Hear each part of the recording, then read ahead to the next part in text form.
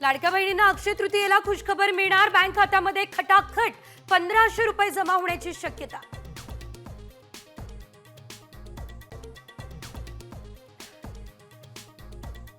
टॅरिफच्या भीतीने सोन्या चांदीचे दर गडगडले। आठवड्यामध्ये सोनं 2800 रुपयांनी स्वस्त, तर चांदीच्या भावात देखील आठवड्यात 12000ची घसरण।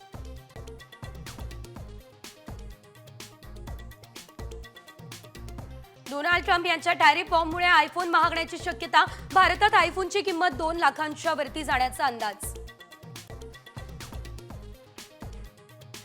घरगुती गॅस सिलेंडरच्या दरात 50 रुपयांची दरवाढ। उज्ज्वला योजनेअंतर्गत सिलेंडर महागला, गृहिणींचं बजेट कोलमडणार। तातडीच्या उपचारांसाठी अनामत रक्कम घेऊ नका। रुग्णावर पहिल्यांदा उपचार करण्यास प्राधान्य द्या। पुणे महापालिकेची शहरातल्या खासगी रुग्णालयांना नोटीस।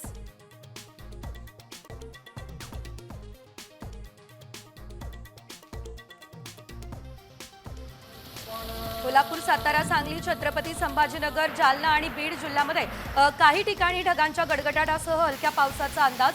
तर सोलापूर आणि परभणीमध्ये बुधवारी हलक्या पावसाचा अंदाज।